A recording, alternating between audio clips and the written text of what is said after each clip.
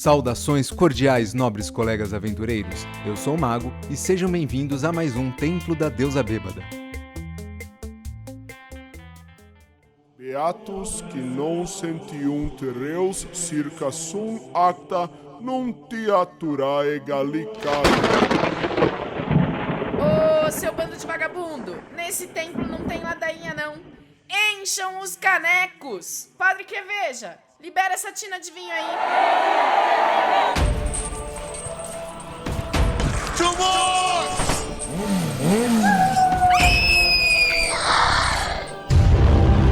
Templo da Deusa Bêbada.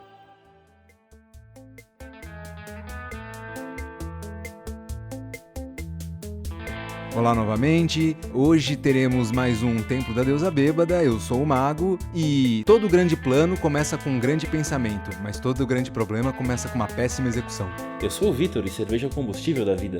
Eu sou o Will, o Arauto, e eu acho que o tema desse podcast, se a gente juntar com cerveja, dá muito errado. Eu gostei desse convidado.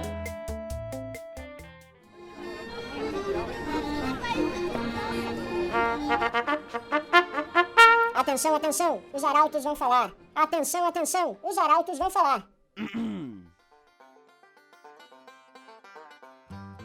Fala aí, Mago, beleza? Fala, Arauto, suave? E aí, tá ansioso pra esse interlúdio narrativo que teremos agora, né? A gente sempre interrompe a primeira parte pra fazer os arautos da deusa, mas eu acho que a ansiedade tá batendo aí, né? O que será que as pessoas vão achar dessa temporada? Não é uma temporada, né? De fiasco. Então, cara, deixa eu te falar. A grande verdade é que é o seguinte, eu acho que eu nunca vi um RPG narrativista sendo narrado num podcast assim.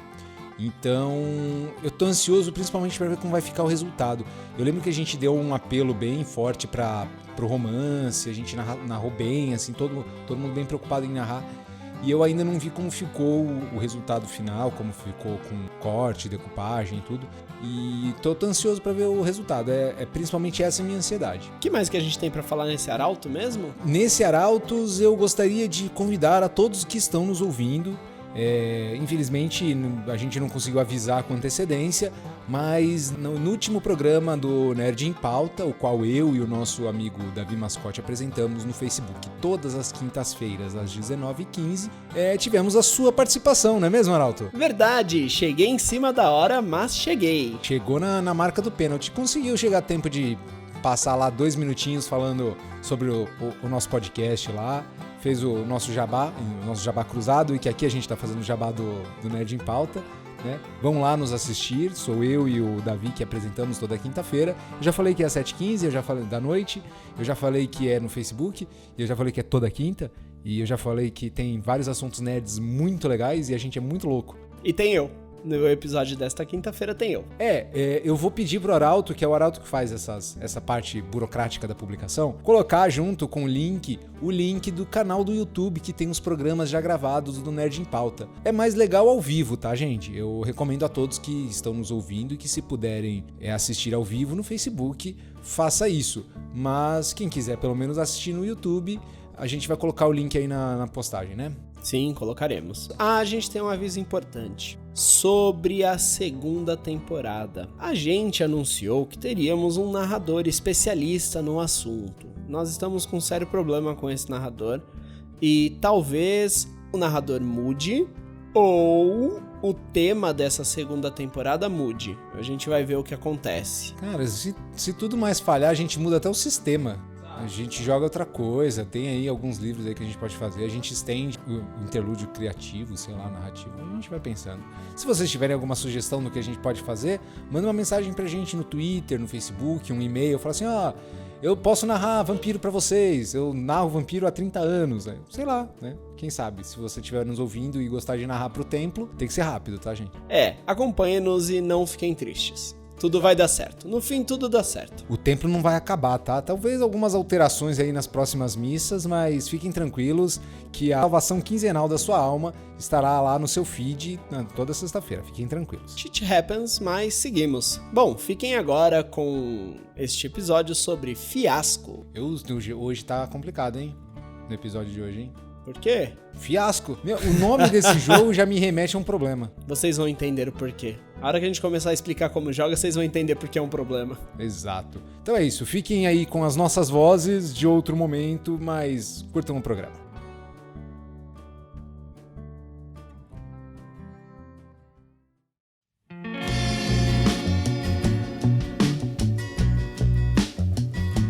É isso aí, pessoal. Estamos reunidos mais uma vez no nosso maravilhoso Templo da Deusa Bêbada com um programa especial, um programa diferente. Fala aí pra gente, Arauto. Como todo mundo sabe, os nossos programas são divididos por temporadas. Nesta primeira temporada nós falamos sobre Tormenta RPG e nesta segunda temporada falaremos sobre o Mundo das Trevas, mais precisamente Vampiro à Máscara. Porém, entre as temporadas nós temos a apresentação de um RPG diferente, uma coisa leve, às vezes pode ser uma coisa indie também. Leve indie, tá me cheirando a RPG narrativista, hein? Completamente nonsense. Nesse caso, muito nonsense. Olha, Arauto, na verdade, eu joguei vários RPGs narrativistas, inclusive esse que a gente vai falar nesse programa, e a tendência é que a maioria descambe pro caos e pro nonsense. Eu não sei se é o meu grupo de jogadores que gosta desse tipo de coisa, mas normalmente eu joguei Terra Devastada e também teve um açougueiro muito louco e duas capotagens de veículo na mesma sessão. Foi bem diferente. E assim, RPG narrativista é isso daí. Acho que a gente não chegou a comentar sobre ele naquele primeiro cast. Você quer dar uma explicadinha, Arauto, o que é RPG narrativista? RPG narrativista, diferente dos outros RPGs que a gente classificou, ele é um RPG mais livre no sentido de que ele não depende tanto das regras para o jogo fluir. O que importa nesse tipo de RPG são as narrativas construídas e normalmente essas narrativas são muito mais colaborativas do que os outros, porque em muito desses RPGs narrativistas a gente não tem o papel do mestre. É, isso é verdade. Então agora a gente precisa calcar de forma mais enfativa os pontos que definem um RPG narrativista, porque não é a ausência de regras, mas sim regras flexíveis ou regras dinâmicas, regras mais intuitivas. Ou seja, é aberto, as variáveis são muito grandes. Então acho que o ponto mais especial para definir um RPG narrativista é a ausência ou a menor influência do narrador. Nesses RPGs o narrador age mais como um árbitro mesmo, de decidir, assim, de voto de Minerva quando os jogadores não concluem algo por si mesmos, e aos pontos de ser só aquele que conhece melhor as regras. Completando o maravilhoso chamado do Arauto para o nome deste RPG, o RPG escolhido para esse interlúdio narrativo é o Fiasco. Que fiasco. Até porque tem uma puta explicação bonita essa pra explicar um jogo chamado Fiasco. Então, deixa eu dar alguns dados. Arauto, dá alguns dados pra gente do Fiasco.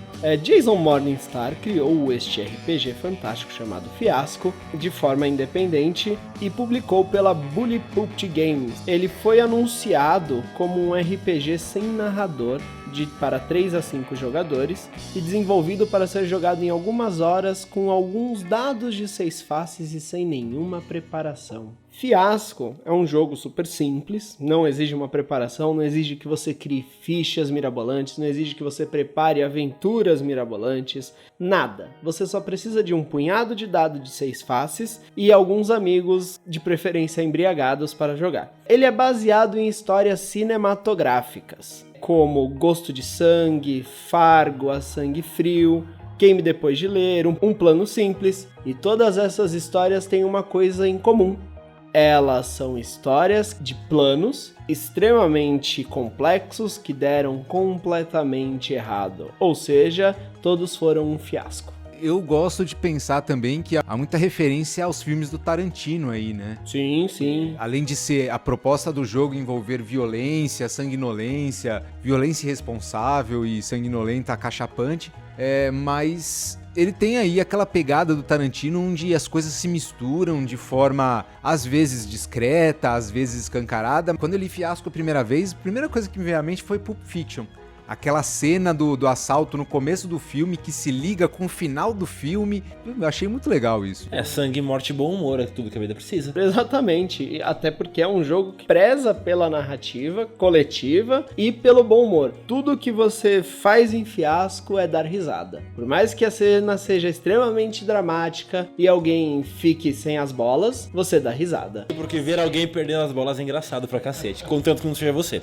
Você só se fode nesse jogo, então não tem mais o que fazer a não ser rir, né? O interessante nesse jogo é que a luta dos jogadores, a luta dos personagens, não é necessariamente para conquistar algo, mas e sim normalmente para evitar perder ou tomar um prejuízo menor. Essa é a luta dos jogadores durante essa sessão. Obviamente, com base nos cenários, com base nos playsets e com base nas relações, cada ação vai ter o seu propósito. Obviamente, ninguém vai jogar aqui e sem motivo algum vai pegar uma Uzi e assaltar um fast food, a não ser que o congestionamento na cidade esteja terrível. Vou dar mais alguns dados aqui. Fiasco é um jogo tão bom que ele ganhou alguns prêmios, inclusive ele ganhou o Diana Jones Award, um prêmio que é entregue por excelência no jogo, independente de ser um board game, um RPG ou qualquer coisa do gênero. Alguns jogos que ganharam esse prêmio foi o Peter Edkinson, Ticket to Ride, que a gente tem no Brasil. O Peter Edkinson, ele recebeu o prêmio como autor, criador e desenvolvedor do jogo Ticket to Ride. E também um dos ganhadores desse prêmio foi Dominion, um jogo de tabuleiro fantástico. No Brasil, o Fiasco é vendido em versão digital apenas pela editora Retropunk. Eu não me lembro se ele já teve alguma versão física. Hoje em dia você só encontra as versões digitais. Eu acho que a única versão física que existe no país foram aquelas compradas ou adquiridas através do financiamento coletivo original que trouxe o jogo pela primeira vez ao Brasil. Como é um RPG indie, a procura de editoras pela licença desse material é bem pequena, não é tipo Dungeons and Dragons, que as empresas brasileiras teve até um escândalo para conseguir os direitos da tradução do Dungeons and Dragons pro Brasil. Agora vamos falar um pouco mais sobre o jogo. O que a gente pode falar sobre o sistema do Fiasco? Porque assim, apesar de ser um jogo narrativista com regras de várzea, ele ainda é um sistema, ainda tem regras específicas e a gente precisa entender como elas funcionam para poder jogar isso. Eu tenho uma visão de Fiasco quase como um jogo de tabuleiro. Se a gente pensar nos playsets como caixas de expansões, etc. Mas assim, a grande sacada do sistema Fiasco é que ele ocorre basicamente em dois atos, 2 momentos. Simulando a construção do roteiro de um filme, né? Você tem o ato 1, que normalmente é focado no desenvolvimento e aprofundamento dos personagens e das relações entre eles. Aí você tem o ato 2, que é precedido por um momento emocionante chamado a virada, onde eventos vão acontecer que vão dar literalmente uma virada na história. O que parecia que estava ficando bom começa a ficar ruim, o que estava ruim fica ainda pior, o que piorou mas parece que melhorou, o que melhorou mas aí ficou pior. Pera, eu acho que eu me perdi. Mas enfim, a virada vem para tornar tudo mais complicado e o ato 2 passa a ser o momento da corrida contra o relógio para cada jogador tentar fazer o seu personagem se fuder menos. Aqui é mais 18, pode falar palavrão à vontade. Caralho. Porra. Antes da gente chegar nesses atos, no ato 1 e no ato 2, a gente tem a preparação, a criação dos personagens e a criação do jogo. Fiasco não tem um cenário fixo. Ele tem vários conjuntos de cenários que a gente chama de playsets, que você pode pegar as regras do Fiasco, básicas, que não mudam. Tem algumas regras opcionais, mas basicamente elas não mudam. E você aplica elas em cima desses playsets. O que é a preparação? Você se senta com seus amigos ao redor da sua mesa e vai se preparar para jogar uma aventura de Fiasco, certo? O que será necessário? Alguns punhados de dados, pedaços de papel ou papéis cartonados ou qualquer coisa do tipo, lugares para coisas serem anotadas, né? Lápis para fazer essas devidas anotações e boa vontade. O que vai acontecer? Os dados serão rolados. Recomenda-se que serão sempre 4 dados por jogador. O sistema do Fiasco permite partidas de 3 a 5. Isso. A gente chegou a jogar com 6 pessoas uma vez, não é, Arauto? Mas eu não lembro se ficou ruim, não. Não, a gente morreu de rir daquele faroeste. Foi faroeste. É o meu personagem. Bom, depois a gente vai contar essas histórias. Tinha uma porra de um carro de filme de terror que tava correndo pelo deserto. E alguém virou cangaceira em algum momento. E aí, então, como que vai ser feita a preparação? Esses dados, né, 4 por jogador, então você vai precisar aí de 12 a 20 dados. E esses dados, de preferência, sejam facilmente discerníveis em 2 grupos. Então, metade dos seus dados tem que ser de um grupo e outra metade de outro. Por quê? A gente vai balizar os dados como dados bons e dados maus. Daqui por diante, eu vou usar a linguagem do livro. Vou considerar dados brancos como dados positivos e dados negros como dados negativos para facilitar. Esses dados serão rolados, tanto faz, se cada um joga o seu conjunto de 4 dados ou alguma pessoa joga todos os dados de uma vez só. E você vai ter uma grande pilha de resultados de dados na sua frente. Esses dados vão ser importantes porque eles vão ajudar os jogadores a construir as relações entre os personagens e a definir qual é a localidade, necessidade, objeto e etc. Lembrem-se, o objetivo principal desse jogo é criar uma história cinematográfica. Então ela vai ser espalhafatosa, vai ser um pouco fora da realidade. Então quando você for escolher, quebre a suspensão de descrença. Desligue totalmente. Basicamente você escreve um besterol. Exato, o céu é o limite e os limites também estarão nos playsets. Não sei se vai ser possível imaginar, mas vamos me acompanhar, ok? Os playsets, eles têm listas com categorias, localidade, necessidade, relações e etc. E essas listas são divididas em subcategorias. Tanto as listas quanto as subcategorias são numeradas. Então você tem 6 categorias e mais 6 subcategorias. Por quê? Através do resultado de algum dado da pilha, o jogador que for a vez de decidir, ele escolhe um dado, um resultado, olha na tabela que ele quer lá, uma categoria, e decide, eu quero construir uma relação. Que tipo de relação? Tá lá na lista, ele pegou o número 2, a lista 2 é amizade. Então ele vai lá e coloca no cartãozinho uma relação de amizade entre ele e o colega, ou da esquerda ou da direita. Lembrando também que nesse momento, o jogador pode escolher montar uma relação entre quaisquer 2 jogadores, não necessariamente entre ele e um de seus vizinhos. Tem uma regra específica sobre vizinhos, né, Arauto? Exatamente. Os vizinhos no jogo são as pessoas que estão efetivamente ao seu lado esquerdo e ao seu lado direito. São as únicas pessoas com quem você pode construir relações diretas. Todos os jogadores, todos os personagens, na verdade, dentro do jogo, têm relações que foram construídas durante a fase de preparação. Porém, somente as pessoas ao seu lado têm relações diretas com você. Os outros têm relações indiretas. E o que vai ser definido é os dados e o sadismo dos seus amigos, como, por exemplo, uma vez em que o meu personagem tinha uma relação de amizade luxuriosa com uma personagem e ao mesmo tempo era casado com a própria irmã, que era uma outra amiga minha jogando aqui do meu lado. Então, a ideia é criar essas relações bem bizarras e, durante a criação dessas relações, vai ser interessante você deixar claro uma localidade, que é onde é como se fosse uma locação principal de uma sitcom, onde muitas coisas vão acontecer, vão ter muitos focos de atenção ali, um objeto, que pode ser um objeto de interesse de todo mundo da mesa, ou um objeto de desinteresse de todo mundo da mesa, como alguma coisa amaldiçoada que alguém precisa se livrar, e precisa dar um jeito de fazer isso, e uma necessidade, um desejo pessoal de algum personagem que vai ser basicamente a força motriz da história. Obviamente, como é um jogo, um RPG narrativista, as regras são abertas, como nós já falamos, são bem mais abrangentes, vocês podem variar, isso pode ser variado com nenhuma perda, eu acredito. Eu acho que por localidade você não tá falando de cidades ou países, é o bordel, o hotel, o quarto de motel, localidades etc. são espaços contíguos. Você não tá lidando com grandes localidades. Não. O playset normalmente é um lugar grande, como por exemplo o que nós jogamos Boomtown, que é a cidade do Velho Oeste. O playset envolve a cidade toda e várias localidades estão dentro daquela cidade. Enquanto o playset Bolinha Verso só vai na Vila do Chaves. Exatamente, acho que a gente jogou essa. A gente jogou na minha casa, Bolinha Verso. Eu era sinforoso. A cada momento, um jogador diferente vai escolher um dado da pilha do dado e vai criar essa relação no cartão ou detalhar uma relação pré-existente. Como no exemplo dado, o personagem do Arauto tem uma relação, um parentesco com a personagem do jogador que joga à direita dele, e eles são primos. Ele é primo da personagem feminina do amigo dele, por exemplo. E aí um outro jogador mais sádico vai lá e coloca que, além dessa relação de parentesco, ele detalha.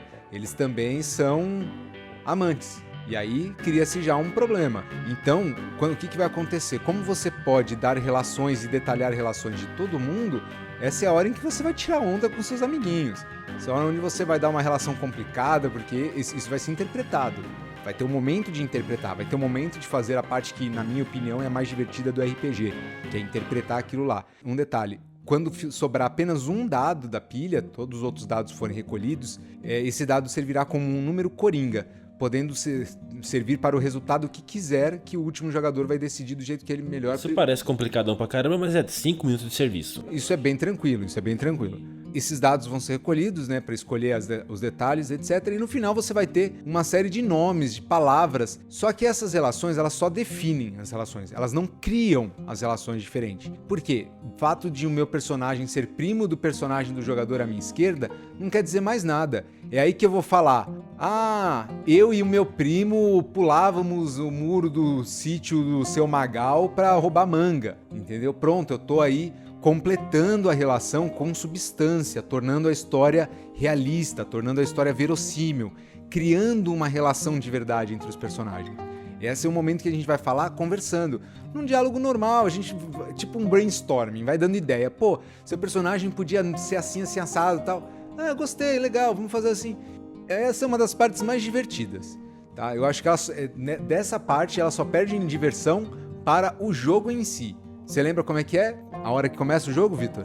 Bom, o jogo começa com quem nasceu na cidade menor inicia a ação. Quem inicia, eu nasci em São Paulo, então eu sou sempre o último, mas aí ele pode escolher estabelecer uma cena ou resolver uma cena. Se ele estabelecer uma cena...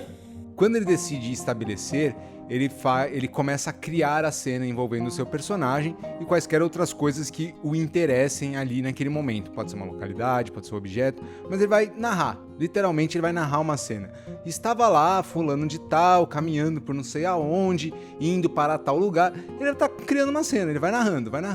E aí, essa criação da cena, ela é decidida pelo jogador. Ou ele estabelece, ou os outros jogadores estabelecem. A única diferença é de onde vem a criação da cena. Ou da cabeça do jogador que tem aquele personagem, ou do universo ao redor dele, representado pelos outros jogadores. Nessa hora, é legal os jogadores que estão ali criando a cena fazerem até as vozes de figurantes e atuarem como os figurantes, fica interessante. Porque... quando as câmeras se voltam para um jogador, é assim que o livro descreve, sabe? A cena está num jogador, toda a cena está sobre ele. Então, a história que está sendo contada é sobre ele, seja ela positiva ou negativa. Então, é a hora do jogador fazer o seu personagem brilhar. E o resolver é o momento em que quem se decidiu a ser a pessoa a resolver a cena, para o estabelecimento de cena em algum momento, escolhe uma pilha de dados, entrega para aquele jogador e fala, estou resolvendo a cena, e dá um final para ela. E aí ele vai escolher o dado preto ou o dado branco. O dado branco tem que ter uma resolução positiva, o dado preto uma resolução negativa.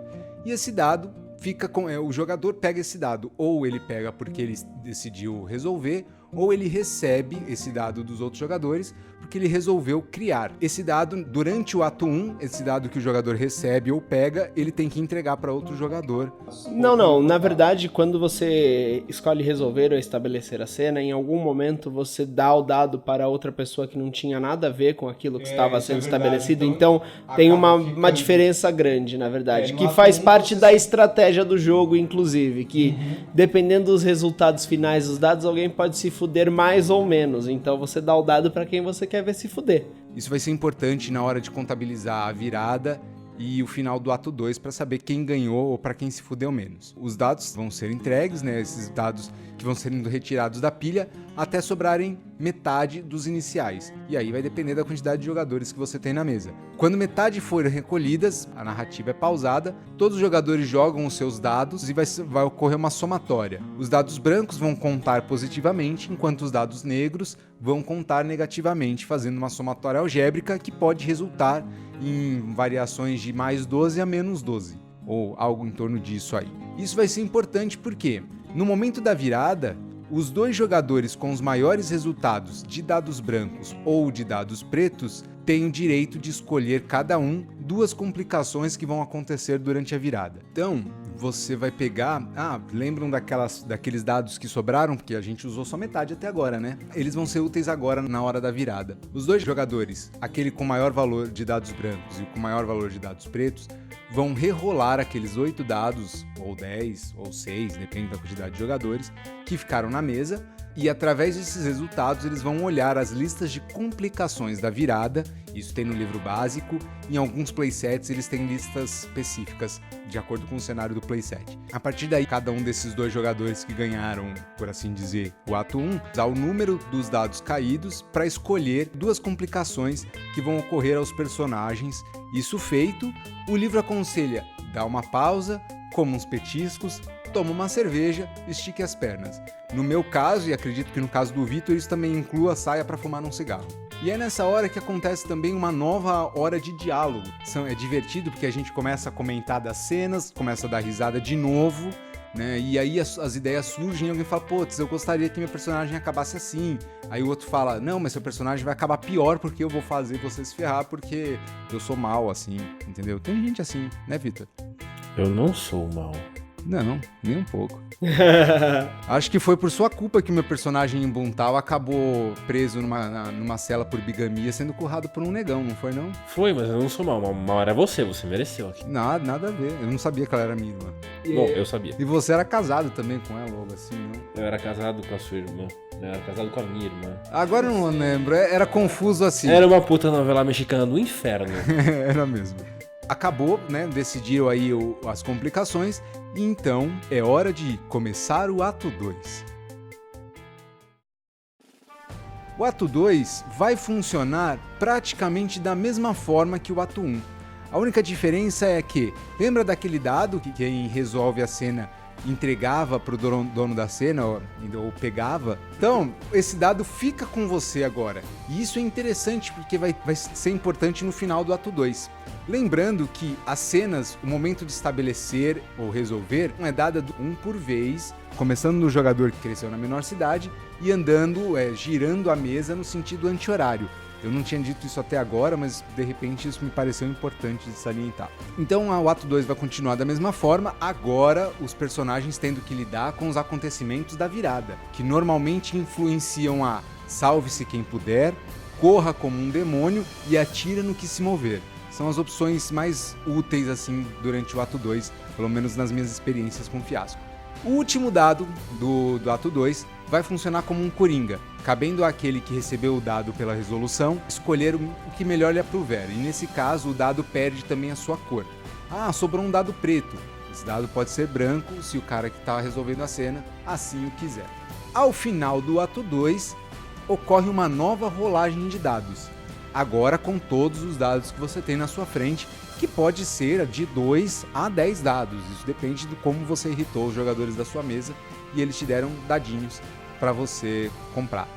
E aí, de novo, esse dado vai ser rerolado, vai ser feita uma soma algébrica. E nesse caso, sim, os números dos dados pretos vão descontando dos números dos dados brancos. No livro base tem, e em cada playset também tem, a tabela de resoluções, tabela de final, que através do valor da sua posição, que pode ser menos 12 ou menor, ou mais 12 ou maior, você tem o resultado final do seu personagem. Uma curiosidade, gente, nesse momento, tanto faz se você tem mais dados brancos do que mais dados pretos. O que importa é ter um número maior, seja um número maior positivo ou, pasmem, existe esse termo, um número maior negativo, ou nesse caso menor. A gente disse no começo que esse jogo não fazia sentido. Se a sua pontuação final é mais 12 e a do seu amigo é menos 12, vocês dois se saíram muito bem. O resultado é praticamente o mesmo. Ou você conquistou muito boas ações, muitos bons resultados, assumindo um alto número de dados brancos, ou foi muito bom em ser ruim. Parabéns, se você é o menos 12, você é o melhor dos piores. E olha, acredite, viu? Às vezes é bom terminar com o melhor dos piores, porque o melhor dos piores normalmente é aquela zebra, sabe? Que no final do filme ainda sai com pelo menos uma namorada. Eu acho que é basicamente isso. Que se você é o melhor dos piores, você é ruim em ser o pior. Todos os dados que você tem são a quantidade de ações que seu personagem vai tomar na conclusão. Então, digamos que durante toda a partida eu tenho acumulado 5 dados. Então, para a conclusão, que foi obtida através da rolagem desses dados, tal, a gente vai ter 5 ações sendo feitas por esse personagem para atingir essa conclusão. Que é para tornar o final não tão longo, porque já que você tem uma certa liberdade para criar as cenas, então você tem que ter um limite de tempo para isso. E o limite são as ações. Digamos que cada dado, eles vão ser as ações ou os passos na escalada de derrocada que seu personagem sofreu. Se você tem 3 dados, a lista da consequência diz que seu personagem se feriu de forma grave. Então você pode ter aí 3 etapas que aconteceram isso. O primeiro, ele foi lá e mexeu com a mulher do traficante do morro. O segundo dado é ele sendo capturado e tomando uma surra do pessoal do tráfico. E o terceiro dado é ele finalmente sendo decepado de algum membro não motor do seu corpo. Provável. É o esperado. Decapitações são bem recorrentes no final do jogo. Gente, Fiasco ele é para ser jogado da forma mais irreverente e leve possível. Não tenham bloqueios ou limitações, porque lembrem-se, é só um jogo, né? E se algo que algum jogador falou ou fez te ofendeu, você tem 2 opções: conversar civilizadamente com esse jogador e tentar resolver esse impasse, abandonar a mesa, porque ninguém é obrigado a aguentar ofensa de ninguém, ou meter um socão na cara dele, mas evite. Opção saudável, você pode foder o personagem dele no jogo. Provavelmente não haverão ofensas no jogo, porque todas as ofensas serão dirigidas aos personagens, o que torna isso bem engraçado. Ou seja, é um jogo onde você literalmente vai fazer tudo o que der vontade. É um jogo que você aceita. E simples assim, porque você vai se fuder no final. Exato, não é o jogador que está se fudendo, é a porra de um personagem que está se fudendo. E acreditem, é muito engraçado. Meus personagens se ferraram muito, não de forma letal, mas muito em cada uma das mesas que eu participei. E eu nunca deixei de rir bastante jogando Fiasco. Meus personagens ou eram capacho de cafetina ou eram ladrão de Vila do Chaves. Eu nunca me dei bem nesse jogo, velho, na moral. Vale uma observação aqui. Lembra quando a gente falou que ele era baseado em obras cinematográficas de grandes fiascos? Quando vocês chegarem ao final do jogo, vocês terão certeza que isso dá um roteiro de filme fantástico. Ou não. Às vezes pode ser simplesmente uma comédia pastelão muito ruim. Cara, tem público pra tudo nesse mundo. Exatamente. Graças ao sucesso de Fiasco, ele é um jogo que ele tem playsets oficiais, o livro dá 4 playsets, e você ainda tem mais alguns outros disponíveis no site da Bully Pulpit Games, acho que na Retropunk tem, se não me engano, e tem muitos criados pelos fãs. O próprio livro básico traz sugestões e dicas para você criar seus próprios playsets. Então, eu recomendo a adquisição de Fiasco, porque você vai ter um RPG bem dinâmico. O livro dá conta de cerca de 2 horas, mas se os jogadores estiverem habituados à mecânica do RPG, à ideia do RPG, ou estiverem habituados a encenar e narrar de forma dinâmica, o jogo pode durar até menos e ser mais divertido ainda, ou durar até mais e ser muito mais divertido. Então, é um jogo muito dinâmico, leve, tranquilo de ser jogado. As regras, embora eu tenha achado o livro um pouco complicado a princípio, não sei se você lembra que quem teve que me ensinar foi você. É um livro bem confuso na sua leitura, para você poder entender. Então, assim, o ideal é que quando você vá jogar a primeira vez, você use uma parte de etapas. Depois de toda a explicação de regras, existe uma parte que ele cria o jogo junto com os jogadores. Então você vai seguindo todas as etapas ali e você aprende corretamente como é que faz as coisas. Mas também é meio cansativozinho de ler, porque as descrições são muito diretas. É como se fosse um audiolivro, né? Você tá lendo descrições do que eles estão decidindo, então você precisa voltar para ver os resultados que eles tiveram no dado, comparar com a tabela que eles usaram para ver como que eles seguiram, como que eles pegaram o resultado e ligaram com aquela linha da tabela. Embora seja um bom jogo, muito divertido e dinâmico, fácil e etc, tudo aquilo que nós já falamos, a leitura do livro para mim foi complicada. Então eu recomendo cautela aos novos jogadores de Fiasco, na leitura do livro principalmente, mas joguem a cautela pela janela, porque é assim que grandes planos são feitos. Boa, faz parte, acho que, do jogo, um livro que te deixa um pouco confuso. Pra não te deixar pensando dentro da caixa, entendeu? Ele te força a pensar de forma tão caótica pra entender ele, porque ele tem imagens e coisas escritas de cabeça pra baixo, de um lado pro outro.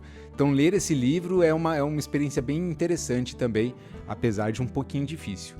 Alguém gostaria de deixar mais alguma coisa, falar mais alguma coisa sobre o jogo, ou podemos nos despedir? Acho que podemos nos despedir. Eu acho que podemos dizer que algébrica é uma palavra assustadora, mas o jogo não é difícil. É isso aí. Vitor, gostaria de deixar o seu tchau? Eu sou o Vitor e vou fumar um cigarro agora. Excelente. Arauto? Aguardem o próximo episódio, onde vocês verão cenas cinematograficamente estúpidas acontecendo a todo momento. Eu gostaria de dar aqui o meu muito obrigado para todos vocês que ouviram esse podcast até agora. Se vocês mandaram um e-mail pra gente, vocês vão ficar com a Taverna ao lado em seguida. Curtam as nossas redes sociais, o Arauto vai falar isso daqui a pouco também. Eu gostaria de deixar aqui rapidamente avisado que eu, o Mago, mais o Mascote, estamos apresentando um programa no Facebook toda quinta-feira às 19 horas. Procure Nerd em Pauta. Vai, assiste nós lá. Tudo é herói com identidade secreta aqui. É nóis. Tchau!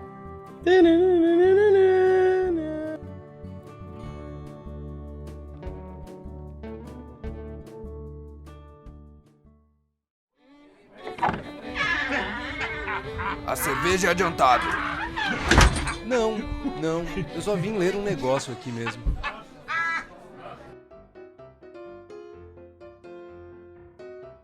Bom, chegamos agora na nossa taverna mais querida, que fica aqui ao lado do templo, para ler algumas notícias para vocês. Nossa, eu tô tá pra nascer Arauto mais mal educado que você, né? É assim que a gente começa a taverna. Que bom, muito obrigado por assistirem mais um episódio do nosso templo, aprenderem mais um sistema, conhecerem mais um universo de jogo. Fiquemos agora com o nosso maravilhoso mural da taverna ao lado. Viu, Arauto? É assim, educação, cara, eu te expliquei já. Desculpa, é que foi a cerveja, eu me empolguei. Acontece, tá com sede, né? Bom, tô. Também, ó, o tamanho das notícias que a gente vai ler aqui, na verdade elas não são grandes, mas são bastantes. Então, começa daí. Eu gosto dessa notícia do encontro aqui. Fala pra gente. Em Mogi das Cruzes acontecerá o 3º encontro de RPG e o Expo Board Games 2019. O 3º encontro acontece no dia 6 de julho e o Expo Board Games do dia 2 ao dia 12 de julho. A Secretaria de Cultura de Mogi das Cruzes divulgou um edital, um chamamento público, via edital, para empreendedores do mercado criativo se inscreverem e levarem os seus produtos, as suas ideias ou o que quer que seja a estes eventos. Esses eventos fazem parte da segunda Semana Nerd Geek de Mogi das Cruzes, que em sua primeira edição em 2018 atraiu 3.000 pessoas ao Centro Cultural de Mogi das Cruzes. Desde 2017 acontecem esses eventos e foi criada uma comissão Nerd Geek pela Secretaria de Cultura para atender a demanda desse público e atrair mais turistas à cidade por meio destes eventos temáticos. Alguns governos parecem estar mais interessados em investir em cultura e lazer de qualidade do que outros, né? Parece Mogi das Cruzes já me parece um lugar mais agradável para se viver. Sim, inclusive eu acho que poderíamos tentar visitar, né? Vamos ver se é possível. Na nossa agenda conturbada de gravações. Exatamente. Ó, se você aí da Prefeitura de Mogi das Cruzes quiser que um podcast cubra o seu evento, dá uma ligadinha pra gente, conversa com a gente. Entre em contato com o comercial do templo. A gente vai adorar fazer um acordo com vocês. Liga. Ah, Hexatons também adoraria fazer um acordo com vocês, hein? O Templo é Hexatons cobrindo o evento de vocês. Exato, nos procurem, os interessados aí, quem tiver interessado em divulgar um evento, em fazer a cobertura fotojornalística, por que não, ou fotodocumental, por que não, pode entrar em contato com a Hexatons Produções. Temos aí um projeto audiovisual que cabe no seu orçamento e que vai atender às suas necessidades. Posso falar uma notícia aqui também ou você tem mais alguma coisa pra falar? Não, pode falar. De Mogi das Cruzes tá tudo certinho. O link vai estar na publicação no site e no Facebook e etc. Se você estiver ouvindo esse podcast na data de publicação dele, você estará em tempo hábil para participar do chamamento do edital. Ou seja, você pode ter a sua barraquinha neste evento. Exatamente. As inscrições vão até o dia 3 de junho. Isso, então não perde tempo não que tá acabando. Agora eu quero falar de uma notícia boa. Eu acho sempre uma notícia muito boa. Arauto, já ouviu falar em João Lucas Rezende da Silva? Nunca vi. Então deixa eu te ajudar. Ele tem 30 anos e mora na Praia Grande, no litoral de São Paulo. Te ajudou? Ajudou. Mas ainda não sei quem é. Então, cara, eu tô te falando o nome dele porque assim, ele precisa ser colocado em pauta, ele precisa ser colocado sob os holofotes. Porque é dele o projeto R&B para Todos. É um projeto que ele usa o RPG e atividades lúdicas e jogos de estratégia e wargames para entreter e estimular pessoas com deficiência que moram ali, que vivem ali no litoral e que principalmente fazem parte de um hospital. Deixa eu achar aqui o nome do hospital. Que assim, é um projeto completamente voluntário. Ele leva as narrativas dele e esses jogos acontecem na Biblioteca Municipal Silvério Fontes, na zona noroeste de Santos. E é um trabalho completamente voluntário. Ele leva peças voltadas para pessoas com deficiência, seja peças com braille para deficientes visuais. Ele narra usando sinais de libras para deficientes de fala e de audição.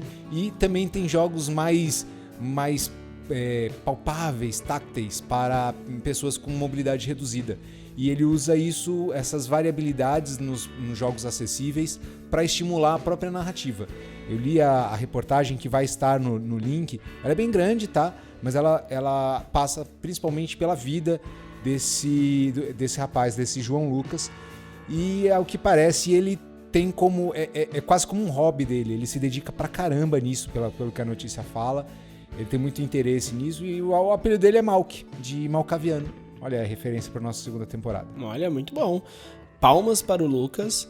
Essas pessoas, como você disse, precisam sim ser exaltadas, porque o trabalho que elas fazem, que elas executam, né, elas dedicam a sua vida a isso, é muito importante para todos, né? Eu acho que o Lucas é um grande exemplo, a galera da Perifacom também foi um grande exemplo, todas essas pessoas que tentam trazer cultura para as pessoas e incluí-las, merecem ser exaltadas, merecem ser presidente do Brasil. Exato. A minha esposa costumava falar que é um trabalho de formiguinha, mas é mesmo, entendeu? Cada um desses responsáveis por, de forma voluntária, de forma fraternal, desprendida e amigável, espalha o RPG, espalha a cultura, espalha o desejo do conhecimento e da informação. E todos esses precisam ser ovacionados, sem dúvida. Eu não tenho paciência com iniciante, então eu não espalho a palavra do RPG. Mas eu gosto que tem gente que faz isso. Então, João, não sei se você está ouvindo a gente, mas se tiver, parabéns pelo seu projeto. Todo o apoio aí da equipe do Templo para você, e eu espero que você ajude e também seja ajudado pelos seus jogadores durante muito tempo ainda. E sucesso para toda a família. Vamos continuar falando de coisa boa, Arauto?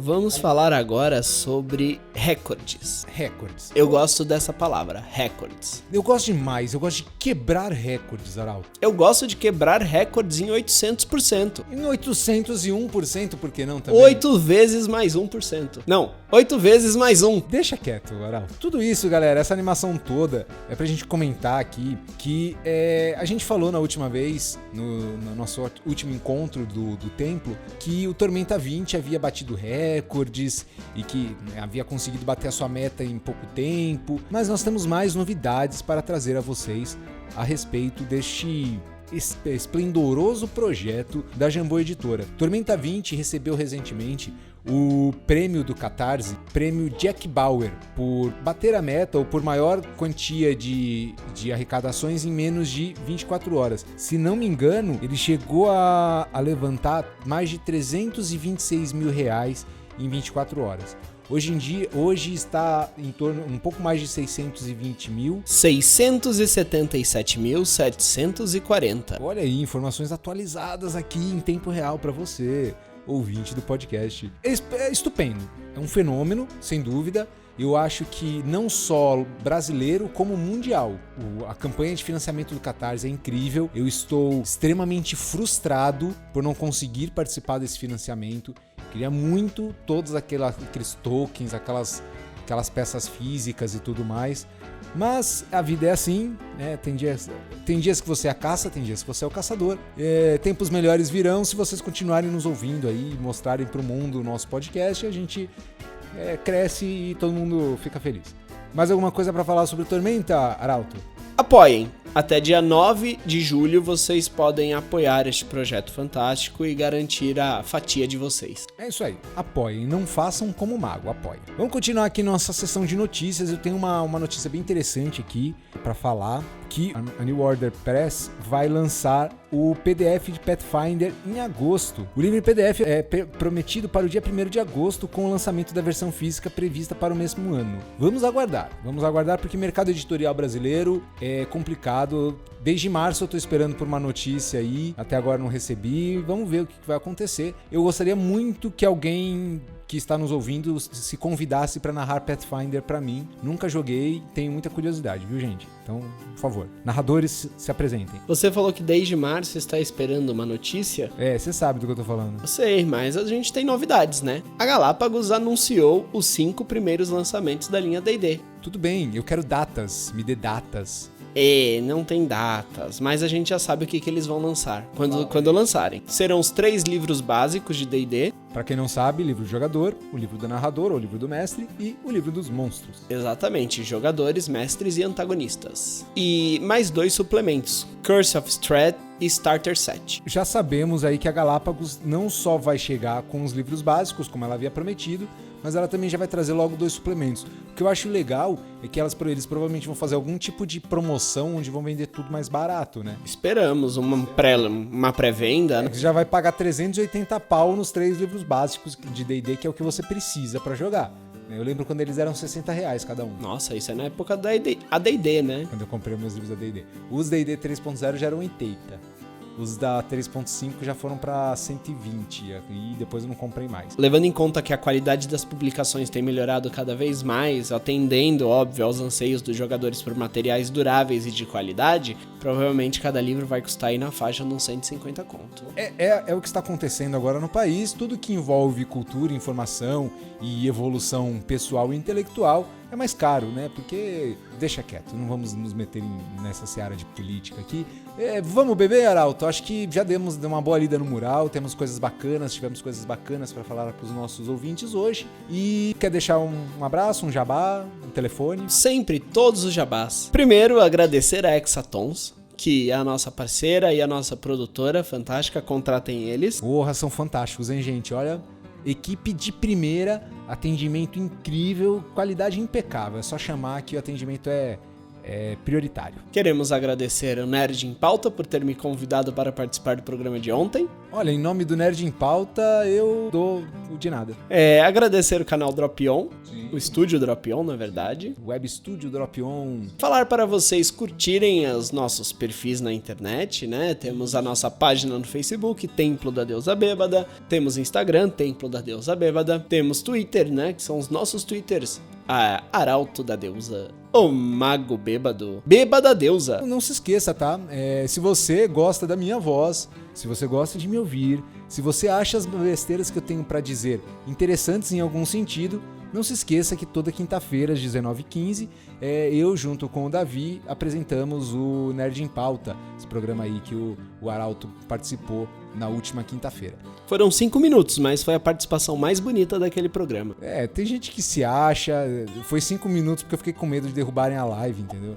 Então, bom, é isso aí, gente. Não quer dizer mais alguma coisa? Ah, sim. Não, é isso mesmo. Não, né? você esqueceu Hexatons. Do grupo do Facebook. Tem o grupo. É que eu não sou ativo no grupo. RPG do Templo. Entrem e participem do grupo. Vamos interagir. E mandem e-mails para a gente, né, gente? Porque dessa vez a gente não lê e-mail porque ninguém mandou. Mas é o pergaminho@templodadeusabebada.com. Isso aí, galera. Mandem seu pergaminho eletrônico para esse e-mail bonito aí. Se você não pegou, pausa, volta e ouve na voz do Arauto que ele fala melhor que eu. Então é isso.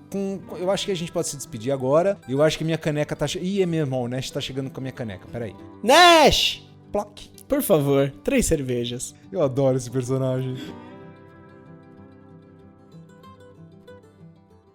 Participaram deste episódio Marcos Vinícius Prete, Suelen Mian, Vitor Nicoletti, William Viana Neves. Mande seu e-mail para pergaminho@templodadeusabebada.com. Curta nossa página no Facebook, facebook.com/Templo da Deusa Bêbada. Participe do nosso grupo no Facebook, RPG do Templo. acesse nosso site www.templodadeusabebada.com. Siga-nos no Twitter, @bebadadeusa, @omagobêbado e @arauto da deusa. Este podcast é uma produção Hexatons.